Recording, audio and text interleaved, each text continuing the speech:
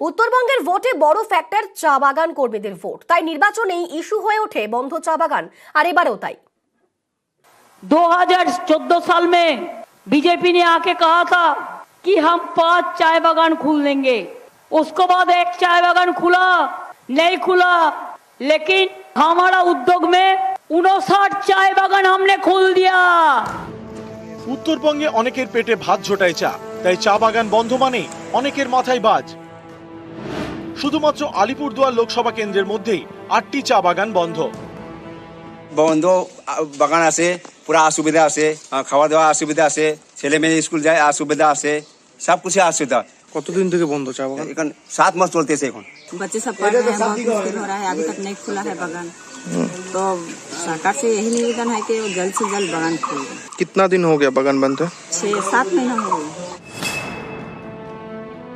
এরা বাইরে এসে বলে যে আমরা বন্ধ চা বাগান খুলে দেবো। আবার আমরা যখন প্রশ্ন করি ভিতরে বিধানসভার অভ্যন্তরে, তখন শ্রমমন্ত্রী বিধানসভায় দাঁড়িয়ে অন রেকর্ড বলেন যে কোনো চা বাগান বন্ধ নেই।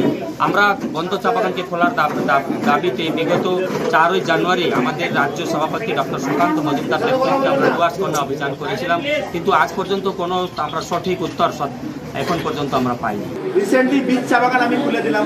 মনোজ কুমারজি তো চা বাগানের ইউনিয়ন কোনোদিন করেন নাই, উনি জেনারেল পলিটিক্স করতেন। চা বাগানের কোনোদিন পাতি তোলেন নাই, চা বাগানের সেন্টিমেন্টটা বুঝেন না। আমি তো নিজেই চা বাগানে চাকরি করতাম, আমার মা বাবা চা বাগানে চাকরি করতো, ট্রেড ইউনিয়ন করে আমি উঠে আসছি।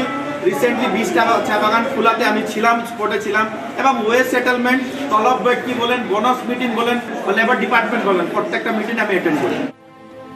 19-এর লোকসভা ভোটে উত্তরবঙ্গে খাতা খুলতে পারেনি ঘাসফুল, চা বলয়েও টেক্কা দেয় বিজেপি। উত্তরবঙ্গে 7টি বিধানসভা আসনে চা বলয়ের মধ্যে পড়ে দার্জিলিং, কার্শিয়াং, কালচিনি, মাদারিহাট, নাগরাকাটা, কুমারগ্রাম এবং মালবাজার। 19-এর লোকসভা ভোটের ফলের নিরিখে এই 7টি বিধানসভা আসনেই এগিয়ে ছিল বিজেপি। 21-এর বিধানসভা ভোটে উত্তরবঙ্গে তৃণমূল অনেকটাই জমি ফিরে পায়, কিন্তু চা বলয়ে বিজেপিরই দাপট। চা বলয়ের 7টির মধ্যে 6টি বিধানসভা আসনে জয়ী হয় বিজেপি, 1টিতে তৃণমূল।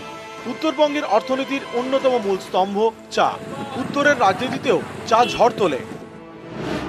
আলিপুরদুয়ার, জলপাইগুড়ি, দার্জিলিং এবং কালিম্পং, এই 4 জেলায় চা শ্রমিকদের ভোট বড় ফ্যাক্টর। চা বলয়ের এই আসনগুলিতে 19 এবং 21-এর ভোটে এগিয়েছিল বিজেপি। এবার কি হবে? উত্তর মিলবে 4 জুন। আলিপুরদুয়ার থেকে রাজকুমার কর্মকার, নিউজ 18 বাংলা। আজ জলপাইগুড়িতে মমতা বন্দ্যোপাধ্যায়